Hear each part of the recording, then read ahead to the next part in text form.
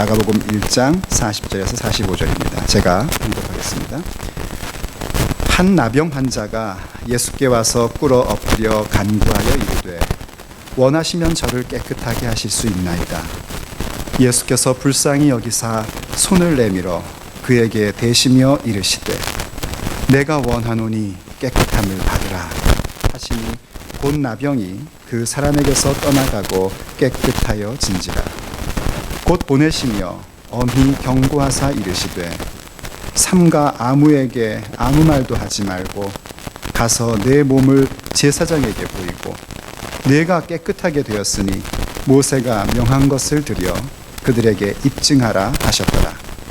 그러나 그 사람이 나가서 이 일을 많이 전파하여 널리 퍼지게 하니 그러므로 예수께서 다시는 드러나게 동네에 들어가지 못하시고 오직 바깥 한적한 곳에 계셨으나 사방에서 사람들이 그에게로 나아오더라. 아멘. 오늘 본문에 나병 환자가 한 명이 예수님께 찾아옵니다. 그래서 예수님으로부터 나음을 입게 된 그런 사건을 기록을 하고 있습니다. 아마 여러분들은 나병이라는 것이 뭔지 들어는 보셨지만 실제로 본 적은 거의 없으실 겁니다. 이 나병이라는 것은 일명 한센병이라고 해서요.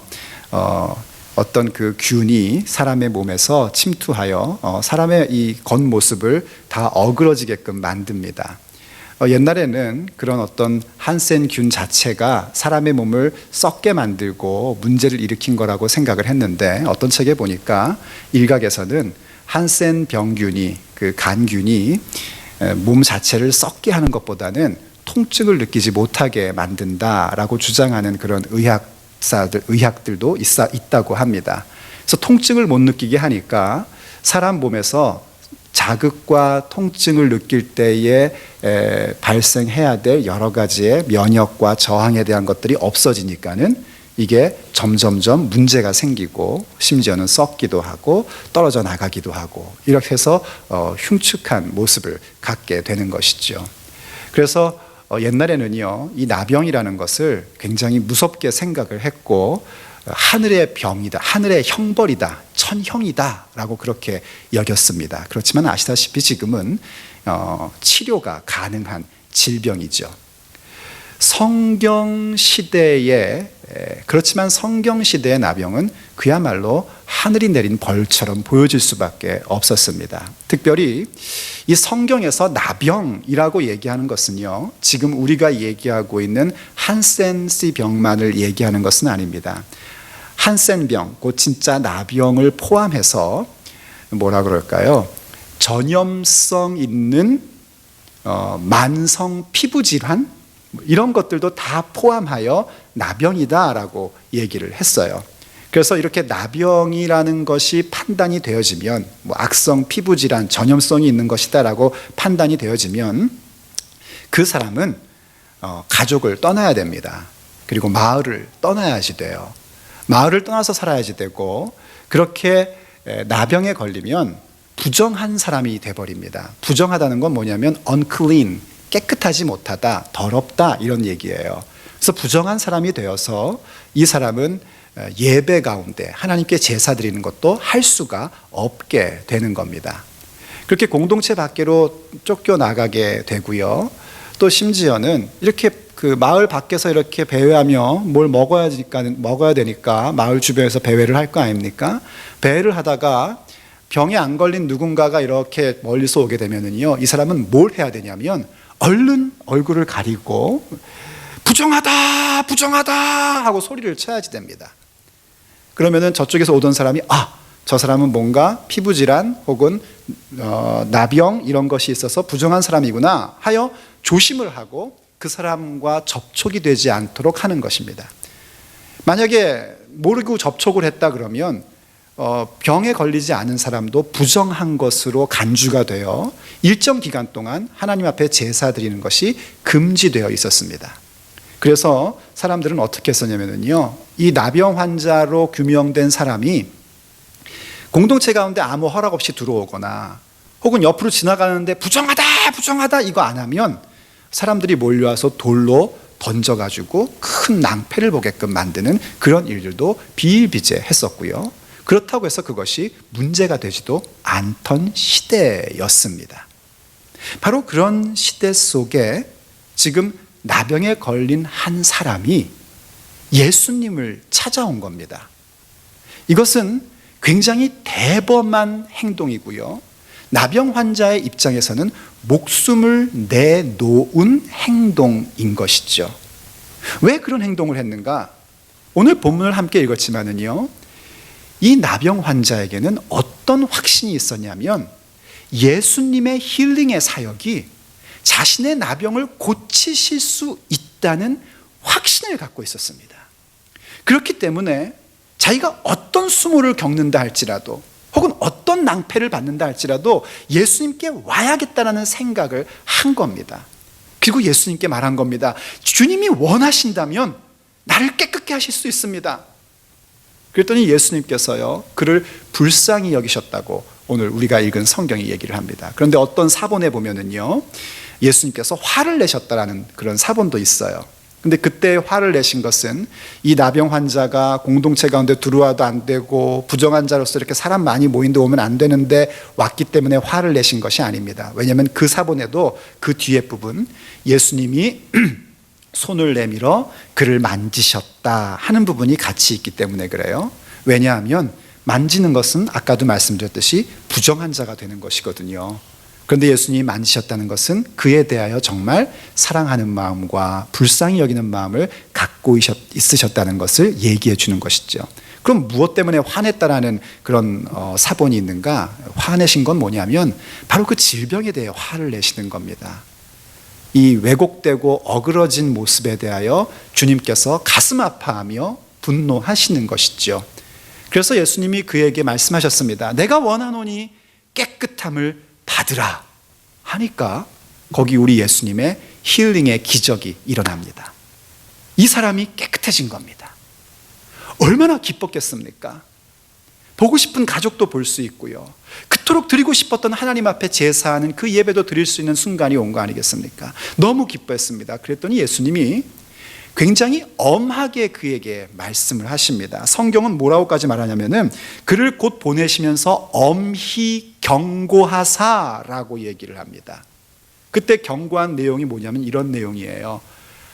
아무에게도 이 얘기를 하지 말아라 하시면서 제사장에게 찾아가 이것을 보이고 그리고 모세가 명한 예물을 드려라 하고 얘기를 합니다. 제사장에게 찾아가서 보이고 예물을 드리라 하는 것은요, 이해가 되는 부분입니다. 왜냐하면 성경에서 나병에 걸렸다가 어떻게 혹시 나음을 입는다면, 본래 나병은 나을 수가 없었어요, 옛날에는요. 그런데도 불구하고 어떤 기적의 현상으로 나음을 입으면 그냥 무대뽀로 집에 갈 수가 없고 제사장에게 가서 그것을 보이며 내가 나았다는 것을 입증을 하는 겁니다. 확증을 시키는 거예요. 그런 다음에 하나님 앞에 정결의 제사를 드립니다. 그리고 나서 집으로 돌아가 정상적인 생활을 시작하게 되는 거죠.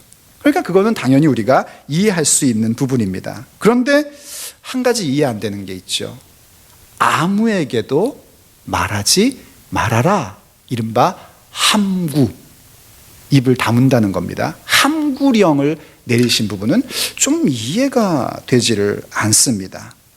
어쨌든 간에 주님이 이렇게 말씀하신 내용들을 볼 때에 엄히 경고한 내용의 핵심은 뭐냐면은 아무에게도 말하지 말아라 하는 게 핵심으로 보여집니다. 왜냐하면 뒤에 것들은 당연한 것들이니까요.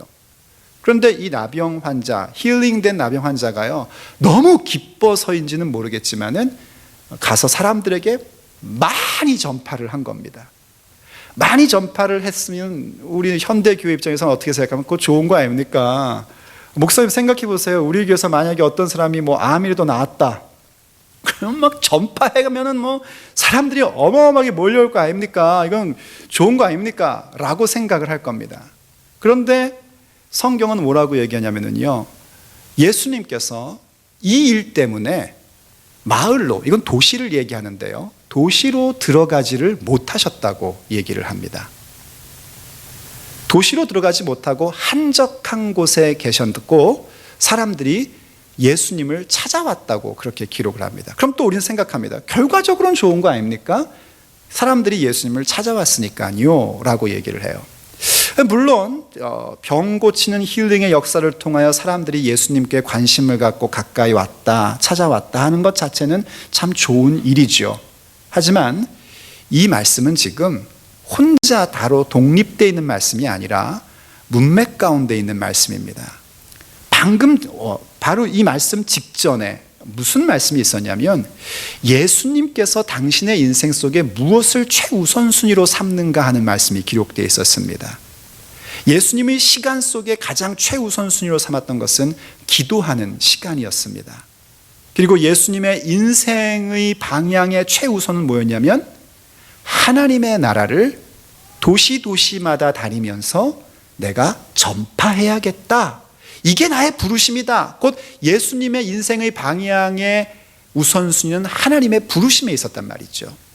하나님 나라를 전파하는 일이었습니다. 그래서 갈릴리에 있는 여러 도시를 다니시면서 예수님께서 회당에서 지금 제가 하는 것처럼 설교하시며 하나님 나라를 전파, preaching, 설교하신 거란 말이죠. 그런데 지금 이 나병 환자가 예수님 말씀을 순종하지 않아서 예수님이 마을로 들어가지 못합니다. 이유는 왜 그러냐면 사람들이 기대하는 바가 예수님이 주시고자 하는 바와 다르기 때문입니다. 도시에 들어갈 수 없었던 이유는 나병을 낫게 했다라는 그 소식 때문에 사람들이 예수님께 자기의 뭔가를 기대하는 마음으로 찾아온 겁니다.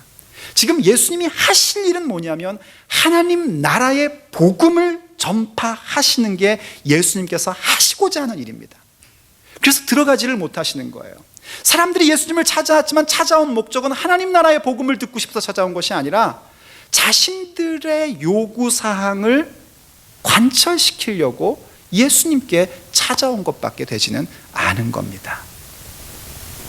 바로 이러한 본문의 내용, 이 부분을 가지고요 우리가 오늘 몇 가지의 교훈의 묵상을 좀 해봐야 됩니다. 첫째로는 뭘 묵상하고 무슨 교훈을 묵상해야 되냐면요, 우리 자신이 본디 이 나병 환자와 같은 상태였다는 것을 깨닫는 겁니다. 우린 나병 환자와 같은 존재이고 그것을 고치실 수 있는 분은 예수님밖에 없고, 그렇기 때문에 나는 예수님께 내 생명을 걸고라도 가까이 가야 한다 하는 부분들을 우리가 마음속에 새길 수 있어야 됩니다.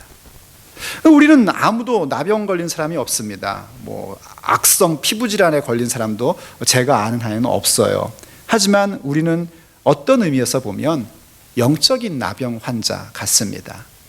마치 나병이 고통을 느끼지 못하는 것처럼 우리의 영혼이 정말 고통받고 있는 것이 무엇인지, 정말 아픈 것이 무엇인지를 깨닫지 못하고 그렇게 살아가는 모습들을 우리가 전부 다 느끼면서 살고 있지 않습니까? 그러다 보니 점점 우리의 영혼이 썩어지기도 하고 우리의 영혼이 일그러진 모습으로 변형되는 것들을 우리가 참 많이 느끼며 삽니다. 심지어는 그 부정한 모습을 다른 사람에게 전염시키는 그런 모습들도 우린 참 비일비재하게 갖고 사는 것을 우리가 압니다. 그 심각성을 우리가 좀 깨달아야 됩니다. 그리고 그것을 깨달았다면 그걸 고치실 수 있는 분은 오직 예수님밖에 없다는 사실을 믿으십시오. 그리고 예수님께로 나오십시오.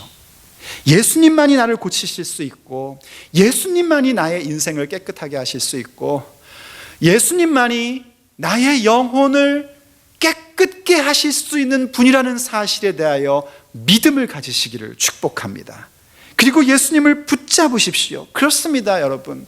예수님은요, 우리가 깨끗함 받기를 원하십니다. 중요한 건 뭐냐면은 그걸 주님은 주고 싶어 하시는데 우리에게 간구하라고 말씀하신다는 겁니다. 우리가 간구해야만 합니다. 왜 간구해야만 하는가?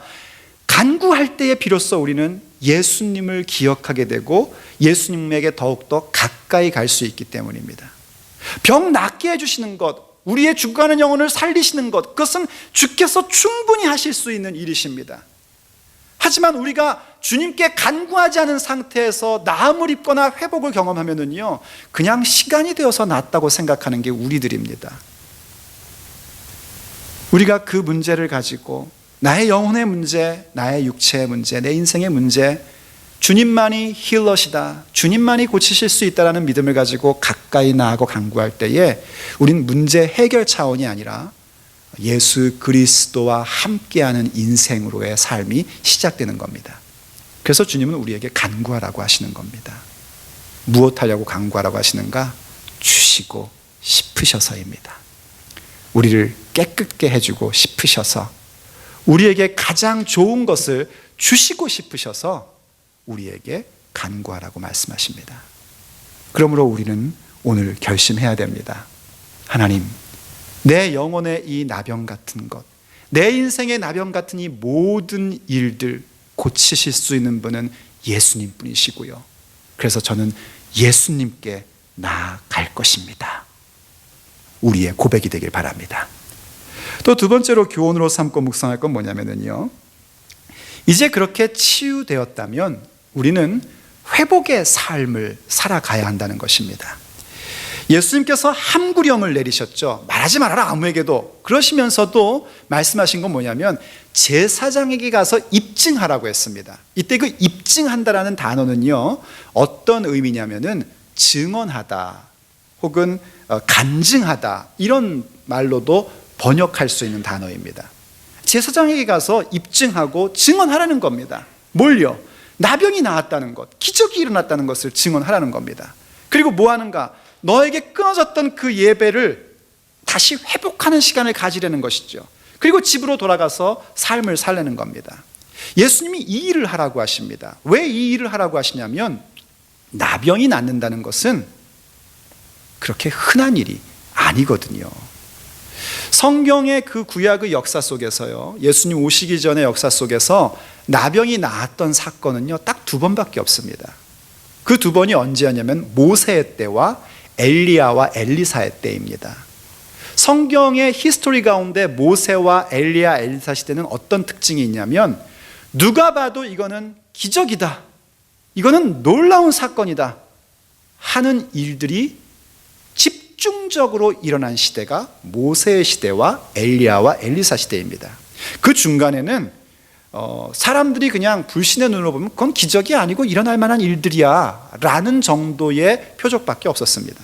하지만 모세 때 홍해가 갈라지고 만나가 오고 반석에서 물이 터지고 이러한 기적, 엘리야, 엘리사 시대 때 하늘에서 불이 내리고 도끼가 물에서 막 떠오르고 이러한 일들은 그때밖에 없었거든요. 바로 그 두 시대에 있었는데요, 한 번은 모세 때는 미리암이 나병에 걸렸었죠. 미리암이 나병에 걸렸던 이유는요, 민수기 12장에 보니까 이 모세가 구스 여인을 취합니다. 이 구스 여인을 취한 건 단순한 이방 여자를 취한 차원이 아니고 옛날에 이 구스 사람들은요, 전사들이었어요. warrior. 이 전사들이어 가지고요, 용병들도 많이 했었다고 합니다.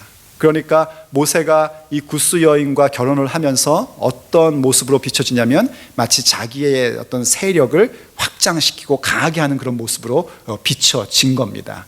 그랬더니 아론과 미리암이 그런 얘기를 해요.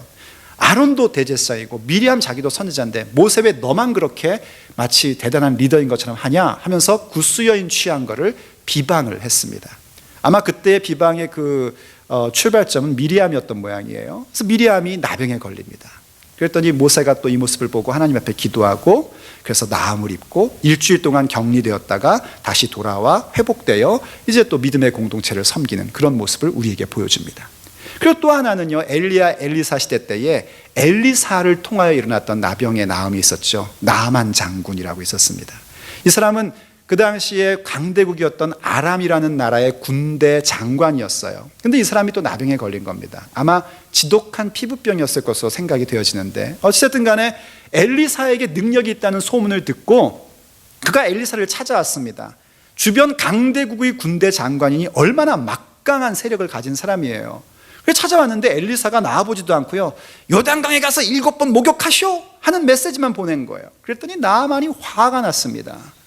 내가 아람의 군대 장관인데 나와가지고 상처에 손을 얹지 못하면 손 위에다 이렇게 흔들면서라도 기도를 해줄 줄 알았더니 뭐? 요단강 가서 7번 몸 씻으라고 하고 화가 나가지고 그냥 돌아가려고 했더니 그와 함께 했던 종들이 나아만에게 얘기를 해줍니다. 장관님, 아니 더 심한 거 시키면 안 하셨겠습니까? 더 심한 거 시켜도 하셨을 거 아닙니까? 그런데 그냥 몸 깨끗게 하라는 건데요, 그냥 한번 하십시오 했더니 나아만 장군이 참 지혜로운 사람 같아요. 그 얘기를 듣고 요단강에 가서 7번 몸을 담갔다 뺐다를 했다는 거예요. 그랬더니 7번째 담갔다 빼니까 깨끗해지는 그런 기적을 체험합니다. 그래서 순종을 통하여 그렇게 회복되는 역사를 나아만을 통해서 보여주죠. 이렇게 2번밖에 없어요. 그러니 예수님을 통하여 나병이 나았다 그러면은 제사장 수준 정도면 뭘 얼른 감지할 수 있습니까? 그렇죠. 모세 때처럼, 엘리야와 엘리사 시대처럼 우리 주 여호와 하나님께서 뭔가 위대한 사건을 이루실 때가 온 것이구나 하는 걸 적어도 감지할 수 있는 것 아니겠습니까? 그거는 하라고 하신 겁니다. 그러면서 이 사람, 나병 환자 입장에서는 그렇게 제사장에게 증언하고 입증하고 간증한 다음에 무엇을 해야 되냐면 예배를 회복하고 가족에게 가서 가족과 함께 살아가는 일상의 삶을 이루어 가야 되는 것이죠. 그럼 그 자체가 뭐가 될까요? 그 자체가 증거하는 인생이 되는 겁니다. 어디 멀리 갈 필요도 없고요, 뭐 대단하게 뭔가를 얘기할 필요도 없고요. 나병 걸린 사람이었는데, 하나님 앞에 예배할 수 없는 사람이었는데, 사랑하는 믿음의 공동체, 사랑하는 가족 공동체와 살 수 없는 사람이었는데, 내가 이렇게 예배를 회복했고 사랑하는 가족과 함께 살아가는 공간을 갖고 있다는 자체, 그래서 그 자리 가운데서 하나님과의 언약의 관계를 계속해서 이루며 살아가는 것, 그 자체가 증거하는 삶이 되는 것이죠. 바로 그게 회복된 삶이라는 겁니다. 우리가 정말 하나님 앞에 치유를 받는 건 중요한 일입니다. 저는 여러분이 어떤 문제가 있든지 그 모든 것이 치유되시기를 축복합니다. 그리고 그 치유된 것을 가졌다면 이젠 뭘 하셔야 되는가? 회복된 삶을 살아야 됩니다. 치유됐는데 다른 행동하면 안 됩니다.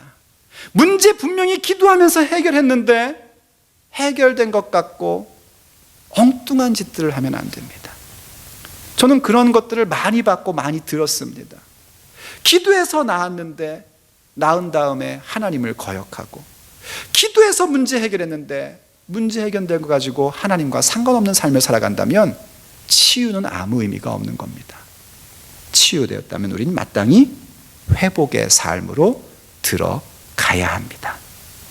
자, 그리고 세 번째로 우리가 또 묵상하고 생각할 건 뭐냐면요, 이렇게 예수님께 나와서 내 문제가 해결되는 건 예수님밖에 없다, 내 인생이 깨끗해질 수 있는 것은 우리 주님밖에 없다, 그런 믿음을 가지고 예수님께 나와 치유되고, 그리고 그 치유된 것을 가지고 야 이제 치유됐으니까 내가 하고 싶었던 거 해야지 하는 게 아니라 정말 회복된 삶을 살아가는 사람이라면 반드시 명심해야 되는 것이 있습니다. 그것은 예수님이 지금 나에게 하시는 말씀에 복종하는 것입니다.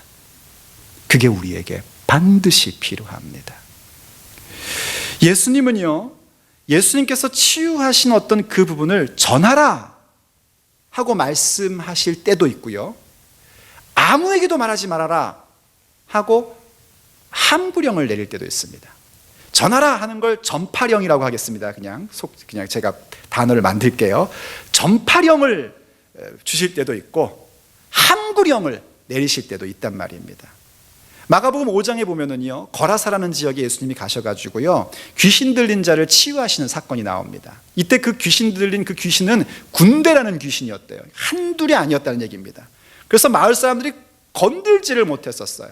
그런데 예수님께서 말씀으로 그 귀신을 쫓아내십니다. 그랬더니 이 사람이, 나음받은 사람이 얼마나 감격스러웠겠습니까?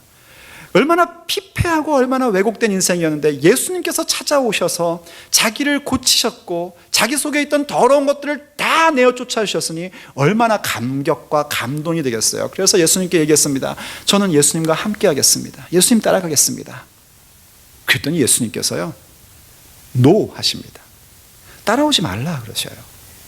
그리고는 뭐라고 하시냐면은 너희 가족에게 가서 이 사실을 전파하라 하십니다. 이때 가족이라는 건 현대의 핵가족 개념이 아닙니다. 고대 사회의 대가족 개념. 여러분 왜 옛날에 한국에도 그런 거 있잖아요. 어느 마을 가면 거기 누구네 무슨 뭐 최씨 문중 뭐 이런 거 있잖아요. 그런 것처럼 고대 유대 사회는 한 마을은 거의 가족 관계들이 이렇게 연결돼 있단 말이에요.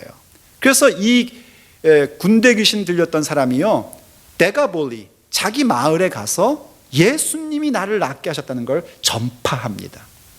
그런데 오늘 나병 환자에게는 말하지 말라고 함구령을 내리셨단 말이죠. 왜 예수님이 누구한테는 전파령을 내리시고 누구에게는 함구령을 내리시는가? 명확한 이유는 성경이 얘기하지 않지만요, 제가 성경을 연구하면서 보게 되는 건 뭐냐면 예수님이 하시고자 하는 일의 계획이 있습니다. 하나님이 하시고자 하는 어떤 그 플랜이 있으세요. 하나님이 하시고자 하는 계획에 의하여 누군가에게는 함구령을 내리시고 누군가에게는 전파령을 내리십니다. 함구령을 내린 케이스에서는 예수님이 직접 하나님 나라의 복음을 전하셔야 되는데 병 나은 정도의 차원 가지고 그저 예수님을 힐러로만 생각하고 있으면 곤란하기 때문에 함구령을 내린 거고요.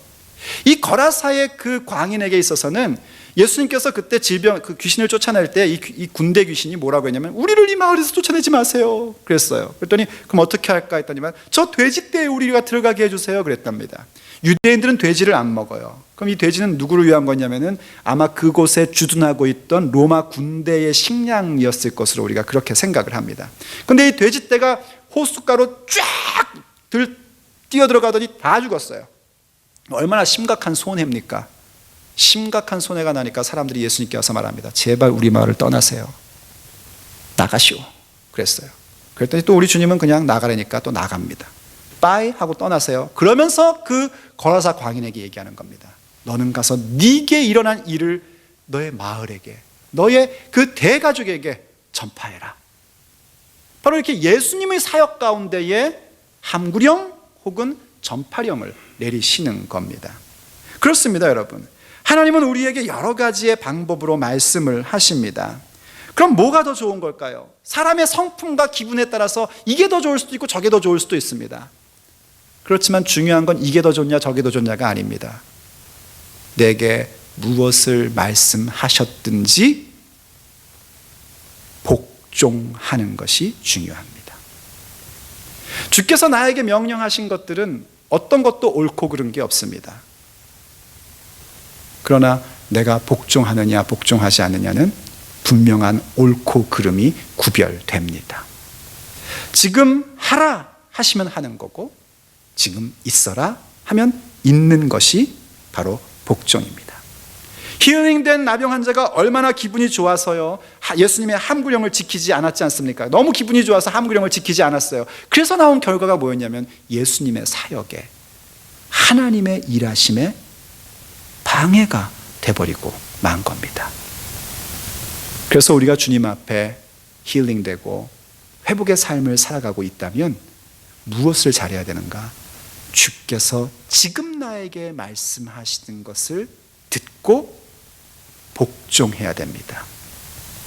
우리 젊은이들이 그러더라고요. 어떻게 하나님의 음성이 들려져요? 여러분이 듣고자 하면 들립니다.